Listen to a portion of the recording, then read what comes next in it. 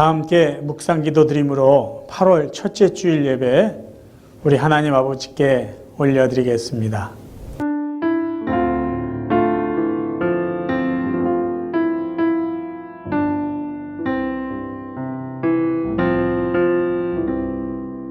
지존자의 은밀한 곳에 거주하며 전능자의 그늘 아래 사는 자여, 나는 여호와를 향하여 말하기를 그는 나의 피난처요 나의 요새요 내가 의뢰하는 하나님이라 하리니 이는 그가 너를 새 사냥꾼의 올무에서와 심한 전염병에서 건지실 것이미로다. 아멘. 하나님, 오늘도 사랑하는 성도들 함께 하나님을 아버지라 부르며 예배할 수 있도록 은혜를 더하여 주심을 진심으로 감사드립니다.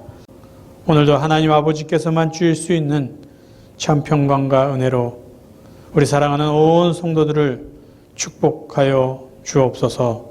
예수 그리스도 이름으로 기도하옵나이다. 아멘. 찬송가 88장 우리 함께 부르시겠습니다.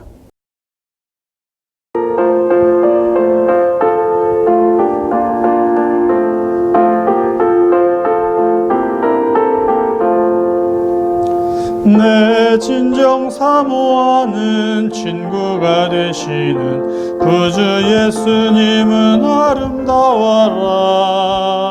산 밑에 백합하여 빛나는 새벽별 주님 현할 길 아주 없도다. 내 맘이 아플 적에 큰 위로 되시며 나 외로울 때 좋은 친구라. 주는 저 산 밑에 백합 빛나는 새벽별 이 땅 위에 비길 것이 없도다.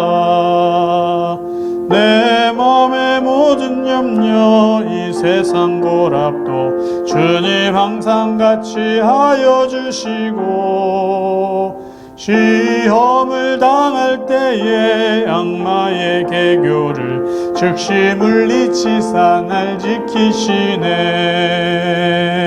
온 세상 날 버려도 주 예수 안 버려 끝까지 나를 돌아보시니 주는 저 산 밑에 백합 빛나는 새벽별 이 땅 위에 비길 것이 없도다. 내 마음을 다하여서 주님을 따르면 길이 길이 나를 사랑하리니 물물이 두렵지 않고 창검이 겁없네. 주는 높은 산성 내 방패시라. 내 영혼 먹이시고 은근에 누리고 나 친히 주를 뵙기 원하네. 주는 저 산 밑에 백합 빛나는 새벽별 이 땅 위에 비길 것이 없도다. 아멘. 우리 복음성가 670장 하나님의 약속 함께 부르시겠습니다.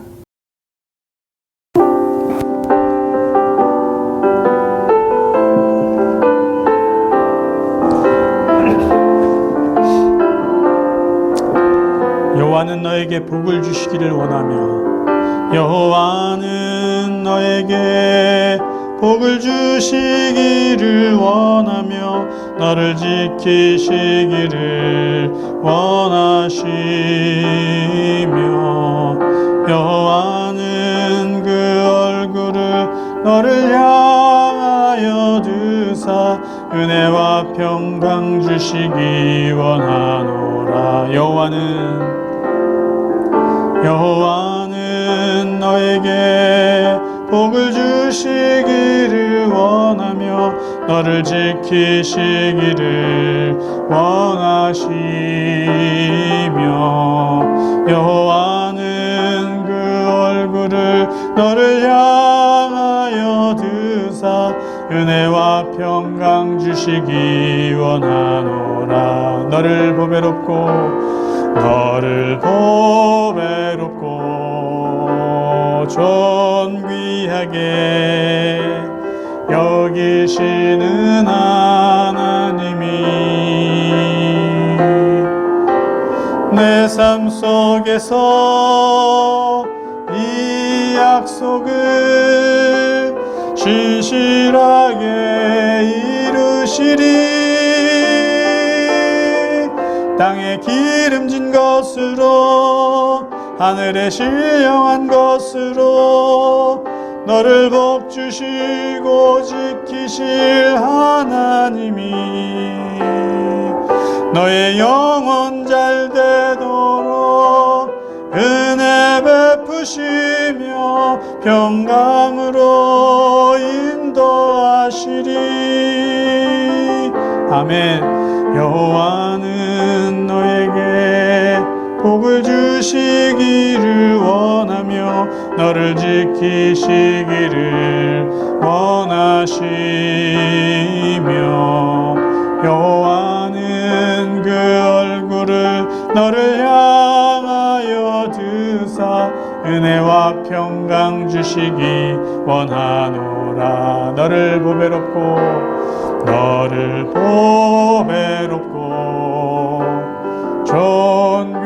존귀하게 여기시는 하나님이 내 삶 속에서 이 약속을 신실하게 이루시리. 아멘.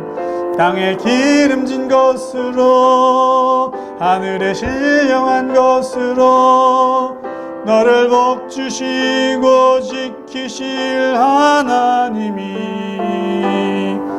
너의 영혼 잘 되도록 은혜 베푸시며 평강으로 인도하시리. 땅에 기름진 것으로 하늘에 신령한 것으로 너를 복주시고 지키실 하나님이 너의 영혼 잘 되도록 은혜 베푸시며 인도하시리. 아멘. 사도신경으로 우리들의 신앙을 함께 고백드리겠습니다. 전능하사 천지를 만드신 하나님 아버지를 내가 믿사오며 그 외아들 우리 주 예수 그리스도를 믿사오니 이는 성령으로 잉태하사 동정녀 마리아에게 나시고 본디오 빌라도에게 고난을 받으사 십자가에 못 박혀 죽으시고 장사한 지 사흘 만에 죽은 자 가운데서 다시 살아나시며 하늘에 오르사 전능하신 하나님 우편에 앉아 계시다가 저리로서 산자와 죽은 자를 심판하러 오시리라. 성령을 믿사오며 거룩한 공회와 성도가 서로 교통하는 것과 죄를 사하여 주신 것과 몸이 다히 사는 것과 영원히 사는 것을 믿사옵나이다. 아멘. 함께 기도하시겠습니다. 하나님 우리 아버지, 하나님의 이름을 높여 드립니다. 오늘도 우리의 생명을 지켜주시고 오늘도 이렇게 하나님의 자녀로 또 하나님을 예배하는 예배자로 이 자리에 있게 하여 주심을 진심으로 감사드립니다. 오늘은 하나님 아버지께서 저희들에게 주신 그 생명의 말씀에 의지하여 하나님 앞에 기도드립니다. 여호와는 내게 복을 주시고 너를 지키시기를 원하시며 여호와는 그의 얼굴을 내게 비추사 은혜 베푸시기를 원하며 여호와는 그 얼굴을 내게로 향하여 드사 평강 주시기를 원하노라. 아멘. 하나님 오늘도 사랑하는 온 성도들 약속해 주신 말씀대로 우리 모두에게 복을 주시고 은혜와 평강으로 축복하여 주옵소서. 여호와는 나의 목자시니 내게 부족함이 없으리로다. 내가 사망의 음침한 골짜기로 다닐지라도 해를 두려워하지 않을 것은 주께서 나와 함께 하심이라. 하나님 오늘도 우리와 함께 하여 주시고 우리의 목자가 되어 주옵소서. 여호와의 말씀이니라. 너희를 향한 나의 생각은 내가 하나니 평안이요 재앙이 아니니라. 너에게 미래와 희망을 주는 것이니라. 아멘. 하나님, 오늘도 저희들 마음속에 참 평강을 주시고 살아있는 소망을 허락하여 주옵소서.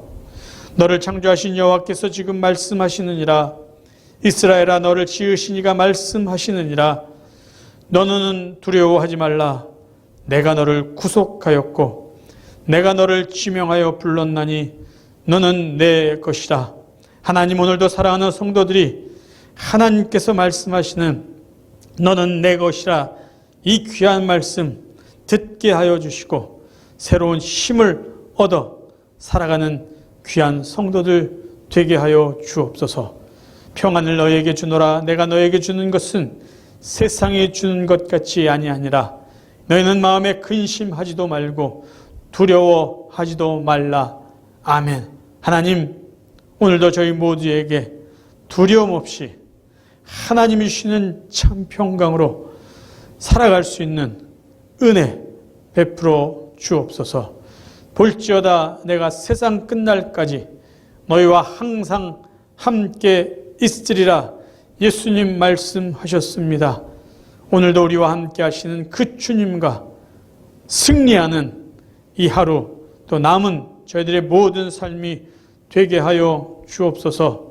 하나님, 우리 아버지, 코로나19 사태가 가속화되고 있는 이 상황 속에서 우리 사랑하는 성도들 하나님 말씀 붙잡고 하나님이 주시는 그 위로와 평강과 참 소망으로, 그리고 우리와 함께 하시는 하나님과 더불어 이 모든 시간들을 넉넉히 이기게 하여 주옵소서.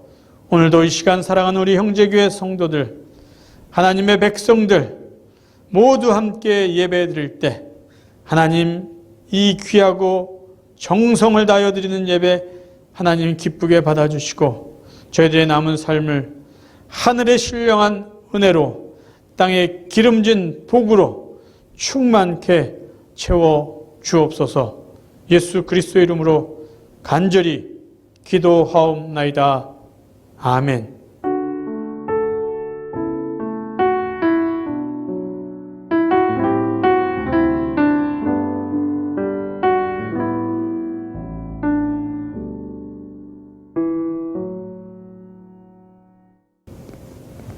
우리 교회 소식 잠깐 나누도록 하겠습니다. 특별히 우리 잠언 필사해 주시는 그 귀한 일에 우리 성도님들 기쁘게 참여해 주셔서 감사드립니다.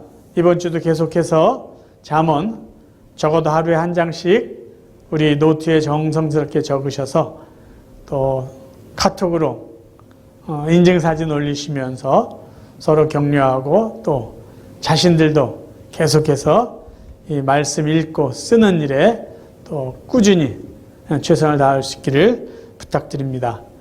특별히 다음 주일은 8월 둘째 주일은 선교주일로 시킵니다. 현장에 있는 선교사님들, 현지인들과 함께 살아가는 선교사님들에게는 우리들의 기도와 우리 후원들이 정말로 힘이 됩니다. 사실 선교사님들이 현지인들에게 베풀어주는 일, 나눠주는 일을 하고 있는데요. 복음도 나눠주고 물질도 나눠주고 사랑도 나눠주는데 요즘같이 코로나19 사태가 심각한 특별히 우리 필리핀이나 네팔이나 엘살바도르 이 지역에는요, 정말로 사람들이 의료시설도 열악하지만 먹을 것이 없어서 힘들어합니다. 그래서 저희들이 최소한 우리가 후원한 물질이라도 계속해서 보내드려야 우리 선교사님들이 그 지역에 있는 사람들을 위해서 먹을 것을 나눠줄 수 있습니다.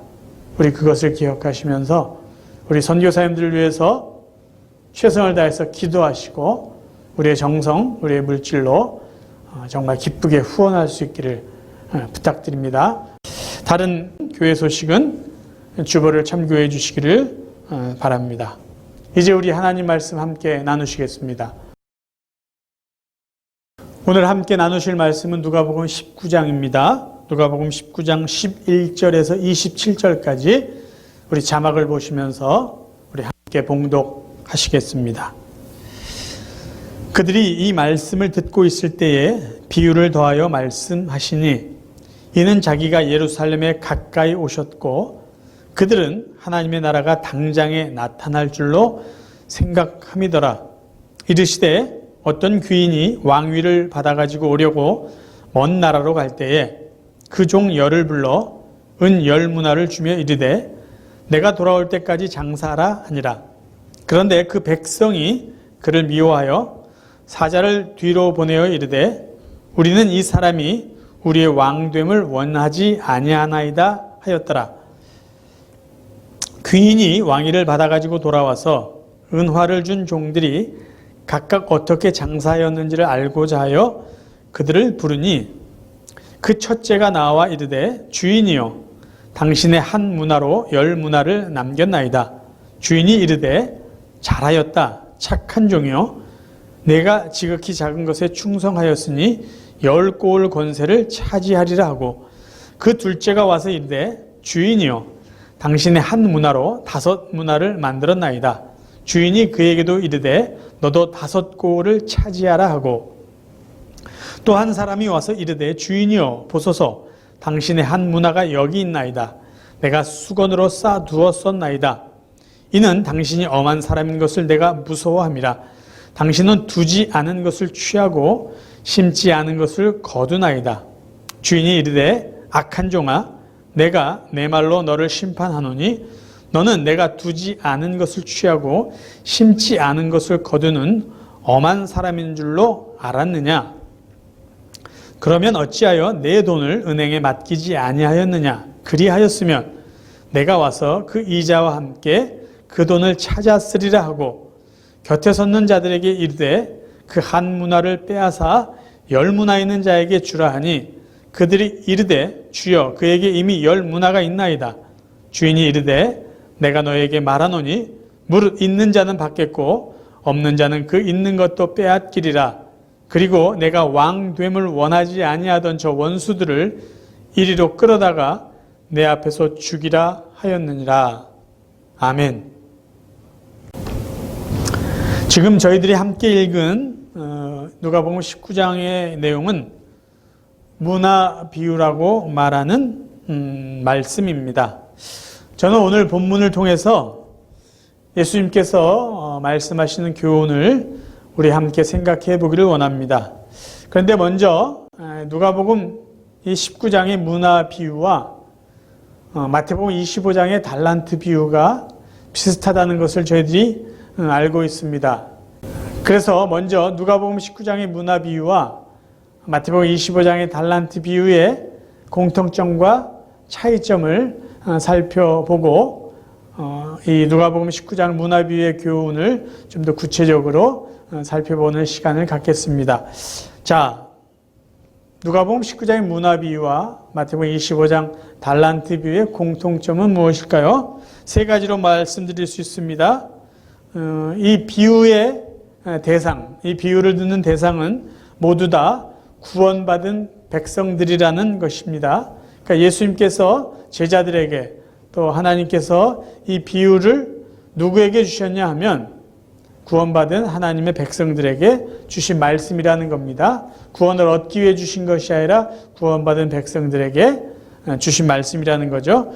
두 번째는 예수님께서 하늘나라 올라가셨다가 다시 땅에 오실 때 재림하실 때까지 구원받은 성도들이 어떻게 살아야 할지를 가르쳐 주신 내용입니다. 세 번째는 예수님이 재림하실 때는 성도들이 이 땅에서 살아가는 것을 보시고 그 삶에 대해서 평가하시고 상을 주시겠다라는 말씀입니다.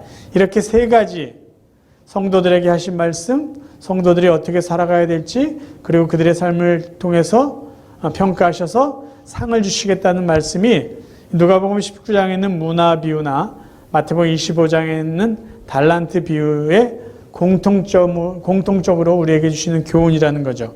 그러면 차이점은 무엇일까요? 오늘 우리가 읽은 누가복음 19장의 강조점은요, 사명과 상급입니다.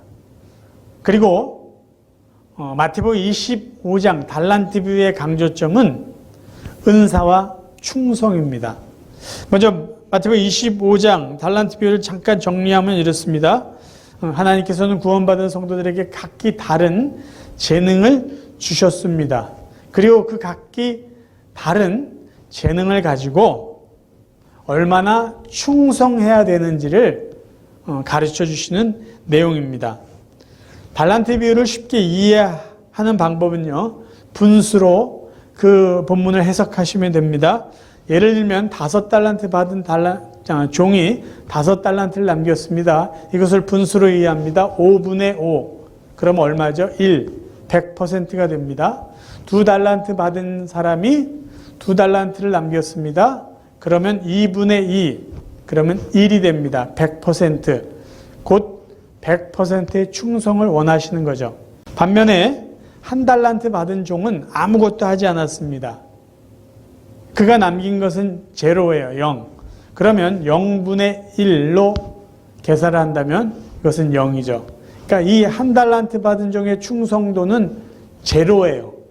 10%도 아니라 제로입니다. 그래서 주인이 아무것도 남기지 않은, 전혀 충성하지 않은 이 종을 악하고 게으른 종이다라고 야단을 쳤던 것입니다. 그럼 누가복음 19장의 문화 비유는 강조점이 사명과 상급이라고 했는데, 자, 오늘 우리가 읽은 본문을 잘 보세요. 주인이 10명의 종을 불러놓고 똑같이 한 문화씩 나눠주었다라는 것이죠. 무엇이냐? 하나님께서는 구원받은 백성들에게, 이 땅에 살아가는 하나님의 백성들에게 똑같은 사명을 주셨다는 말씀이에요. 그리고 그 사명을 얼마나 잘 감당했는지를 평가해 보신 다음에 그 사명을 감당한 열매를 보고 상을 주시겠다라는 말씀입니다. 자, 그러면 세상에 구원받은 모든 하나님의 백성들에게 하나님께서 동일하게 맡겨주신 사명은 무엇일까요? 그 사명은요, 예수님이 늘 강조하셨던 하나님 사랑, 이웃 사랑이라고 정리할 수가 있습니다. 하나님을 사랑하는 것, 이웃을 사랑하는 것을 또 다른 표현으로 이렇게 말할 수 있어요. 하나님 앞에 영광 돌리는 것, 다른 사람들에게 유익과 덕을 끼치는 것, 복음을 전하던 그들의 필요를 채워주던, 하나님이 기뻐하시려 하고 사람들에게 덕을 세워주고 선한 영향력을 끼치고 그들을 도와주는 모든 일들이 바로 구원받은 하나님의 사람들에게 하나님께서 동일하게 맡겨주신 사명이라는 겁니다. 이 동일한 사명, 누구에게나 똑같이 맡겨주신 이 책임을 잘 감당할 수 있는 4가지 방법이 있어요. 4가지 비결이 있어요. 4가지 툴이 있습니다. 그것은 모두 T자로 시작됩니다. 영어 알파벳 T. 오늘은 이 4가지를 간단하게만 설명드리고 넘어가겠습니다. 첫 번째 뭐냐? truth, 진리입니다. 진리, 복음의 진리, 생명의 말씀, 이 복음을 다른 사람들에게 나눠주고 가르치는 것이에요. 두 번째 T는요, treasure, 물질입니다. 하나님께서 우리에게 주신 물질을 하나님의 영광을 위해서, 다른 사람의 유익을 위해서 사용하는 것, 바르게 사용하는 것, 그것이 바로 우리에게 맡기신 사명을 잘 감당하는 것이에요. 세 번째 T는 무엇일까요? time입니다. 하나님이 우리에게 주신 시간들, 그것들을 하나님이 기뻐하시기를 위해서 사용하고 다른 사람들에게 덕과 유익을 끼치기 위해서 사용할 때 우리는 우리에게 맡기신 사명을 잘 감당할 수 있다는 것이죠. 마지막 4번째 T는 무엇일까요? 그것은 바로 탤런트입니다. 하나님이 저와 여러분에게 주신 은사, 탤런트를 하나님이 기뻐하신 일, 하나님께 영광 돌리는 일에 사용하고 다른 사람들에게 유익을 끼치고 다른 사람들을 섬기는 그 일에 우리에게 주신 은사를 사용한다면 우리는 이 세상 가운데 하나님이 맡겨주신 사명을 잘 감당할 수 있을 것입니다. 사명을 잘 감당해 나갈 때 누가복음 19장 오늘 말씀에서 주셨듯이 하나님은 예수 그리스도를 이 땅에 다시 보내실 때 상을 허락해 주시겠다는 말씀인 것이죠. 자, 그러면 이제 열문화 비유를 통해서 예수님이 무엇을 지금 제자들에게 말씀해 주고 있는지 좀 더 구체적으로 살펴보겠습니다. 첫 번째, 예수님께서 지금 제자들에게 이 문화 비유를 통해서 말씀해 주시고 있는 것은 뭐냐면 너희들은 나보다 앞서지 말라라는 것이에요. 예수님보다 앞서지 말라. 하나님의 뜻보다 너희들의 욕심이나 너희들의 계획을 앞세우지 말라라는 말씀입니다. 본문을 살펴봅니다. 누가복음 19장 11절. 그들이 이 말씀을 듣고 있을 때에 비유를 더하여 말씀하시니 이는 자기가 예루살렘에 가까이 오셨고 그들은 하나님의 나라가 당장에 나타날 줄로 생각함이더라. 예수님께서 지금 삭개오에 대한 이야기를 하시다 말고 갑자기 비유 이야기를 하셨습니다. 그게 바로 본문 내용이에요. 왜 예수님은 지금 삭개오에 대한 이야기를 하다 말고 제자들에게 갑자기 문화 비유를 이야기해 주셨을까요? 제자들이 오해하고 있는 것, 잘못 생각하고 있는 것을 바로 잡아주시기 위해서요. 제자들은 무슨 생각을 했냐면요. 이제 당장 하나님의 나라가 임할 줄로 그들은 생각하고 있었어요. 누가복음 19장 9절을 한번 다시 봅니다. 예수께서 이르시되 오늘 구원이 이 집에 이르렀고 이 사람도 아브라함의 자손이미로다. 예수님이 열 문화 이야기를 시작하기 바로 전에 무슨 이야기를 하셨냐면 예수님이 삭개오 집에 가서 구원이 이 집에 임하였다. 오늘 구원이 이 집에 임했다라고 말씀하셨어요. 그러면 왜 제자들은 예수님이 삭개오에게 오늘 구원이 이 집에 임했다라고 하신 말씀을 듣고 하나님의 나라가 바로 임하겠구나라고 생각했을까요? 당시 이스라엘 백성들, 유대인들은요, 메시아가 와서 자기들을 구원해 줄 것이다. 이 구원을 구체적으로 표현하면 로마 권력에서 해방시켜 줄 거다라고 믿고 바라고 있었어요. 그런데 지금 제자들이 분위기를 보니까 예수님이 예루살렘 성에 다 왔는데 갑자기 삭개오의 집에서 오늘 구원이 이 집에 임했다라는 말씀하셨습니다. 그러자 제자들이 깨달은 게 있던 거예요. 드디어 예수님께서 예루살렘에서 하나님의 나라를 이루시겠구나. 정권을 회복시켜 주시겠구나. 라는 생각을 한 것이죠. 여러분, 삭개오가 살고 있었던 여리고하고 예루살렘은요, 하루길 정도밖에 안 됩니다. 우리가 알고 있듯이 예수님께서 예루살렘에 입성하신 이유는요, 죽기 위해서요. 인류의 죄를 짊어지시고 십자가에 달려 죽기 위해서 예루살렘 성으로 들어가셨어요. 그런데 제자들은요, 예수님이 그렇게 죽는 것을 원하지 않았습니다. 예수께서 제자들에게 십자가 사역, 죽음에 대한 말씀하시고 내가 다시 부활할 것이다라고 이야기하셨을 때 제자들은 원하지 않았어요. 특별히 베드로는요, 그거 하시면 안 됩니다라고 아주 예수님을 강하게 말렸던 사람이에요. 쉬운 성경으로 마태복음 16장을 한번 봅니다. 그때부터 예수님께서는 자신이 예루살렘에 반드시 가야만 하며 거기서 장로들과 대제사장 그리고 율법학자들에게 고난을 받아 결국엔 죽임을 당하지만 3일째 되는 날에 다시 살아나실 것을 제자들에게 설명하기 시작하셨습니다. 그러자 베드로가 예수님을 붙들고 말렸습니다. 절대로 그럴 수는 없습니다. 주님, 이런 일이 결코 일어나지 않을 것입니다. 자, 제자들은요, 예수님에게 죽으시면 안 됩니다. 그랬어요. 그러면서 지금 이 누가복음 10장의 상황을 보면 이제 하나님 나라가 임하겠구나라는 생각과 기대를 했을까요? 그들의 욕심이죠. 그들의 바람 때문이죠. 그들은 무엇을 생각했어요? 다른 유대인들과 똑같이 예수님이 이렇게 기적을 행하시고 능력 있는 하나님의 아들이라면 로마 정권을 전복시킬 수 있고 그리고 다시 이스라엘을 회복시킬 수 있을 거야. 그러면 그들이 원하고 그들이 기대하고 노렸던 게 뭡니까? 예수님이 왕권을 잡고 있으면 예수님을 따라다녔던 자기들은 한자리 할 거 아닙니까? 권력을 획득할 거 아닙니까?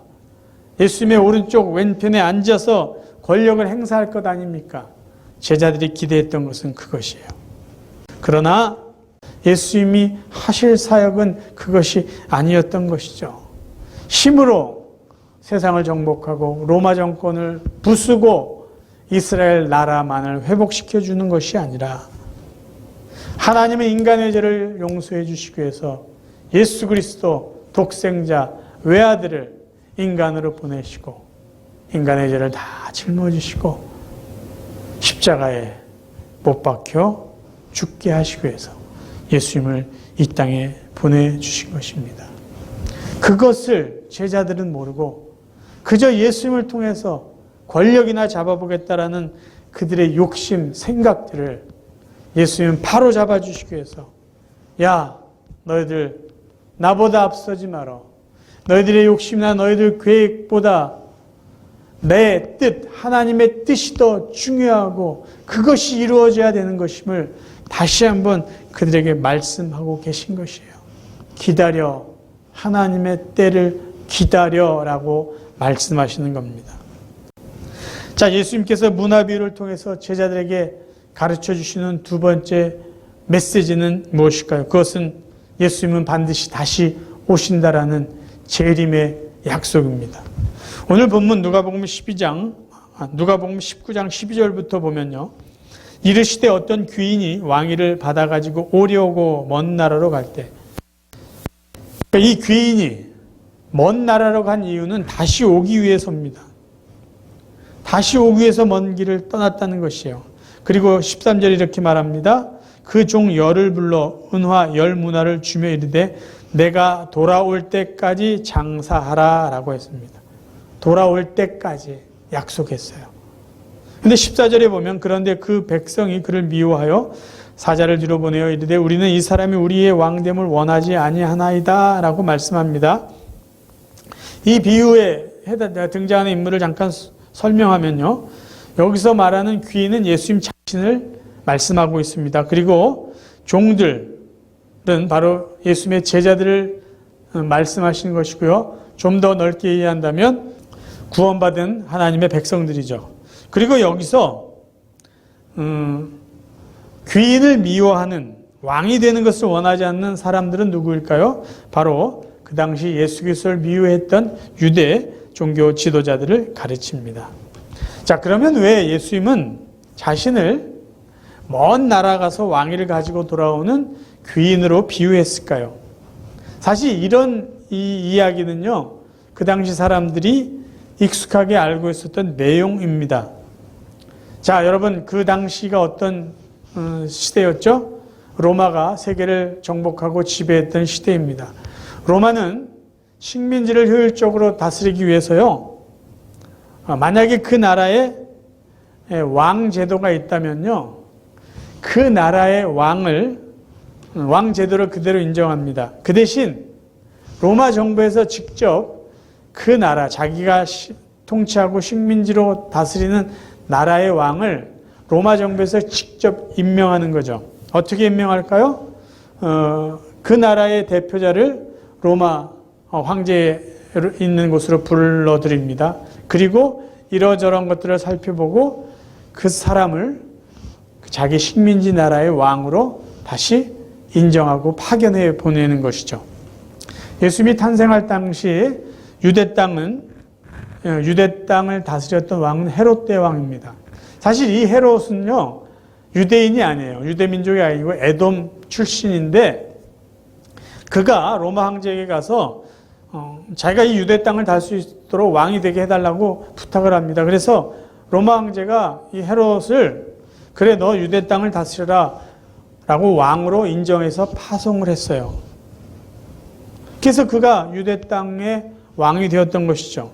근데 헤롯 대왕이 죽자 그에게는 세 아들이 있었는데 첫 번째는 헤롯 안디바 1세, 둘째 아들은 헤롯 빌립 2세, 셋째는 아켈라오입니다. 그러니까 이들이 아버지가 죽자 로마 황제를 찾아가요. 그래서 또 부탁을 하는 거예요. 그 유대 땅을 우리가 다스리게 해주십시오. 그 유대인들을 다스릴 수 있도록 우리에게 그 왕권을 허락해 주십시오. 그래서 로마 황제가 이 세 아들에게 유대 지역을요, 팔레스틴 땅을 세 부분으로 나눠서 통치하도록 분봉왕이라는 호칭을 주어서 그들을 유대 땅을 다스릴 수 있는 왕으로 인정해주고 파견을 합니다. 그러니까 로마 황제를 찾아가서 왕으로 인정을 받고 다시 돌아오는 이 분위기는요, 그 당시 사람들이 어렵지 않게 이해할 수 있는 어떤 그 로마 정부가 식민지를 통치하는 그런 시스템이었다라는 것이죠. 자, 요한복음에서도 예수님은 제자들에게 내가 하나님 나라에 갔다가 다시 올 것이다라는 것을 분명히 가르쳐 주셨습니다. 요한복음 14장 2절 내 아버지 집에 거할 것이 많도다. 그렇지 않으면 너에게 일렀으리라. 내가 너희를 위하여 처소를 예비하러 가노니 가서 너희를 위하여 처소를 예비하면 내가 다시 와서 너희를 내게로 영접하여 나 있는 곳에 너희도 있게 하리라. 예수님은요, 오늘도 이 비유를 통해서 말씀하십니다. 나는 다시 올 것이다. 자, 중요한 것 이것입니다. 지금 예수님께서 제자들에게 강조하시고 정확하게 확인하려고 하시는 것은 뭐냐 하면 내가 다시 온다는 것, 너희들은 그것만 기억하지 말라는 거예요. 내가 다시 올 텐데 다시 올 때까지 너희들이 무엇을 해야 될 것인지를 기억하라라는 것이에요. 너희는 내가 다시 올 때까지 해야만 하는 사명이 있다. 너희는 그것을 기억하고 그 사명을 잘 감당해야 된다. 그것을 지금 예수님이 정확하게 분명하게 말씀하고 계시다라는 것이에요. 자, 이 비유에서 마지막 예수님께서 제자들에게 주시는 것은요, 예수 그리스도는 성도들의 수고, 사명을 얼마나 잘 감당했는지 그것을 평가하셔서 보상해 주시겠다는 말씀입니다. 누가복음 19장 15절 본문 말씀을 쭉 읽어드립니다. 15절부터요. 귀인이 왕위를 받아가지고 돌아와서 은화를 준 종들이 각각 어떻게 장사였는지를 알고자 하여 그들을 부르니 16절 이하에 보면 첫째가 나와 이렇게 말합니다. 주인이요, 주인께서 제게 한 문화를 주셨는데 제가 10문화를 남겼습니다. 주인이 착하다. 너 작은 것에 충성했으니까 10고을을 다스릴 권세를 주겠다. 18절에도요. 그 두 번째 종이 와서 저는 당신이 한 문화를 줬는데 5문화를 남겼습니다. 주인이 그를 칭찬합니다. 너도 5고을을 다스릴 수 있는 권세를 주겠다. 참고적으로요, 예수님 당시에 이스라엘의 화폐 단위 중에 가장 큰 단위는 달란트입니다. 이 달란트 액수가 얼마나 크냐면 한 사람이 일을 해서 15년 동안 모아는 액수와 같은 큰 금액이에요. 그 다음 그 화폐 단위는 문화입니다. 문화는 한 사람이 일해서 적어도 약 3개월 동안 모아두는 돈의 크기죠. 액수죠. 그 다음 다 작은 단위는 데나리온이에요. 데나리온은 한 사람이 하루 일한 정도의 액수입니다. 그리고 세겔과 렙돈이라는 더 작은 화폐 단위도 있었습니다. 이 이야기를 통해서 예수님께서 말씀하시고자 하는 것이 무엇일까요? 내가 다시 올 때, 마지막 때 내가 너희들에게 다시 올 텐데 그때는 내가 너희들이 이 땅에서 한 일, 내가 너희들에게 맡겨진 사명을 얼마나 잘 감당했는지 그것을 보고 그 일에 맞게 상을 주겠다, 보상해 주시겠다라는 말씀이에요. 저희들이 구별해서 이해해야 될 것이 있어요. 그것은 뭐냐면요, 구원과 상급을 이해할 때 구별해서 이해해야 된다는 것이에요. 구원은요, 하나님께서 사람들에게 거저 주신 은혜입니다. 이것은 과분한 것이에요. 그러면 상급은 무엇일까요? 상급은 구원받은 하나님의 백성들이 일한 것을 보시고 그 일한 것에 대한 보상이라는 것이죠. 은혜는, 구원이라는 은혜는요, 공평한 것이 아니에요. 예수를 그리스도로 믿는 모든 사람에게 거저 주시는 은혜예요. 공평하지 않습니다. 그러나 보상은요, 상급은 일한 것에 비례해서 공평하게 주는 상이라는 것이죠. 어떤 사람들은요, 천국에는 차별이 없을 것이다 라고 생각을 합니다. 그래서 천국에는요, 상급의 차별 또한 없을 것이다 라고 이야기를 해요. 그래서 심지어 어떤 분들은요, 만약에 천국에 차별이 있다면 그게 천국이겠냐? 그런 천국은 갈 만한 이유가 있겠냐? 그런 천국에 가면은 차별을 느끼고 있을 텐데 그건 진정한 천국이 아니다 라고 이야기하는 사람이 있습니다. 그런데 저는 그렇게 생각하지 않습니다. 천국에는요, 분명히 상급의 차이가 있다는 것이죠. 왜 제가 그렇게 믿냐 하면 성경에서 그렇게 말씀하고 계시기 때문이에요. 성경은요, 구원받은 성도들에게 주는 상의 차이가 분명히 있다고 말씀하셨습니다.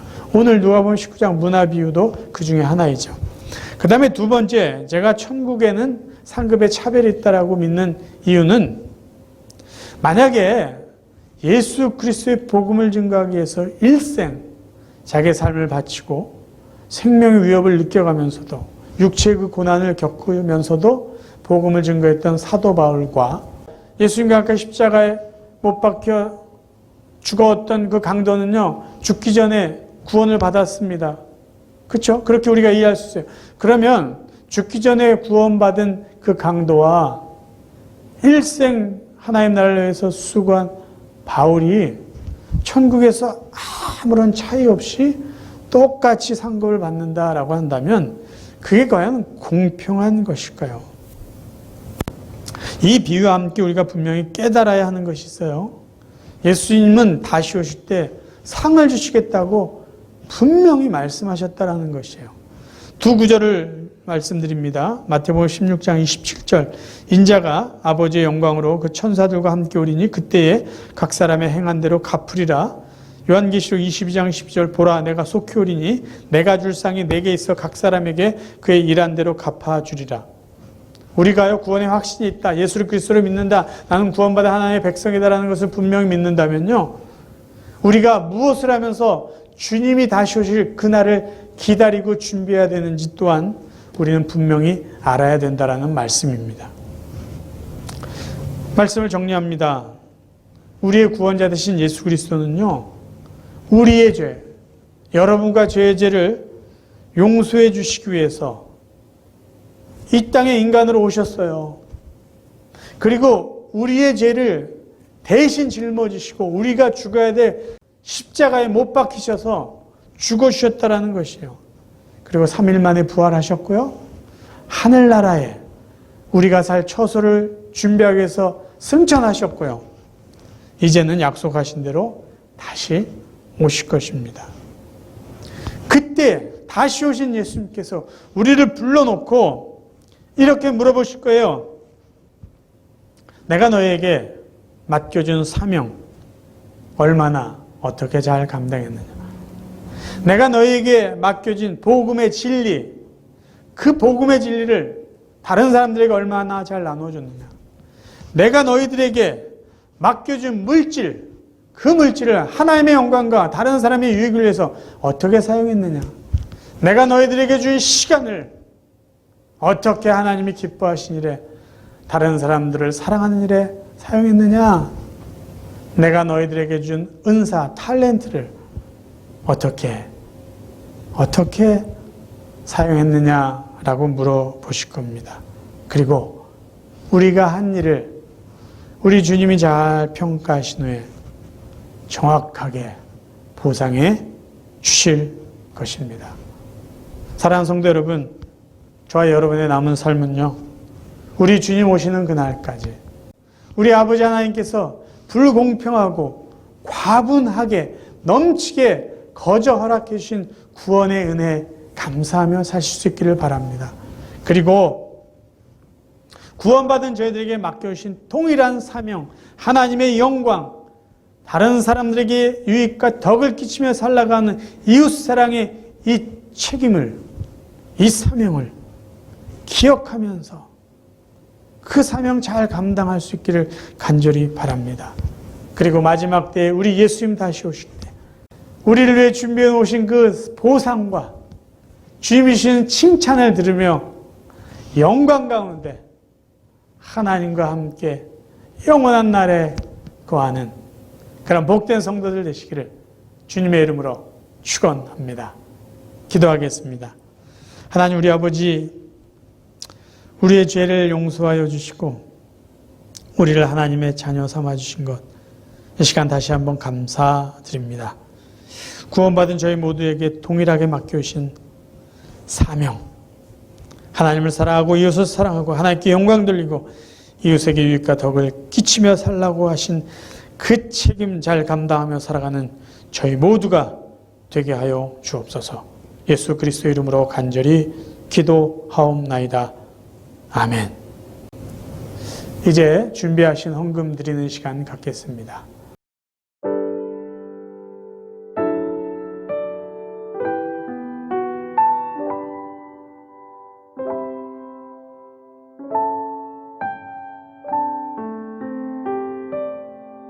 헌금을 위해 잠깐 기도합니다. 하나님 우리 아버지, 오늘도 사랑하는 성도들 온라인으로 예배 드리는 가운데 또 하나님 앞에 베풀어 주신 은혜에 감사하며 또 하나님 앞에 간절한 기도의 제목을 담아 또 우리의 믿음을 담아 귀한 물질을 바칩니다. 이 물질을 축복하여 주시고 변함없는 하나님의 은혜와 평강으로 사랑하는 성도들의 가정과 일터를 축복하여 주옵소서. 특별히 코로나19 이 팬데믹 상황 가운데 있는 우리 온 성도들의 가정과 자녀들 건강과 일터를 하나님 축복하여 주옵소서. 예수 그리스도 이름으로 간절히 기도하옵나이다. 아멘. 이제 우리 마지막 찬송가 372장, 새 찬송가는 595장입니다. 함께 부르심으로 오늘 8월 2일 주일 예배를 모두 마치겠습니다.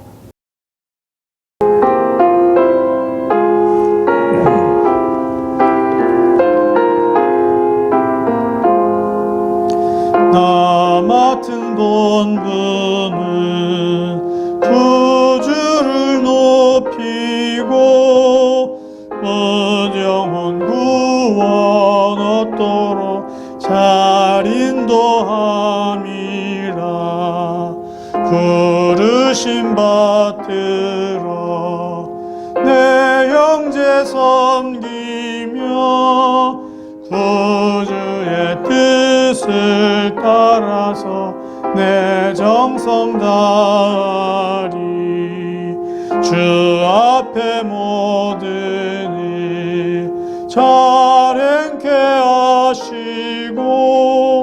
이후에 주를 배울 때 상 받게 하소서.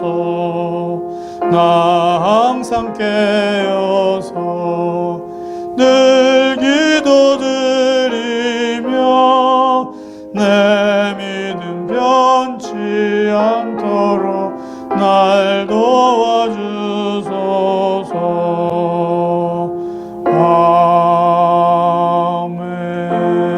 아멘. 지금도 우리 주 예수 그리스도의 은혜와 아버지 하나님의 무한하신 사랑하심과 성령님의 감화 감동 교제하심이 우리를 구원해 주신 하나님의 은혜에 감사하며 또 우리에게 맡겨주신 그 귀하고 놀라운 사명 기억하여 주님 다시 오시는 그날까지 그 사명 최선을 다하여 감당하며 살기로 다짐하는 당신의 귀한 자녀들 위해 오늘도 함께 예배드리는 온 성도들의 가정과 그들의 자녀와 그들의 일터 또 이 어려운 상황 가운데 흩어져 살고 있는 모든 가족과 친지들 위해 지금도 땅 끝까지 이르러 주의 복음을 증거하는 하나님의 종 선교사님들 위해 그곳에 있는 수많은 영혼들 위해 영원까지 함께 없기를 간절히 축원하옵나이다. 아멘.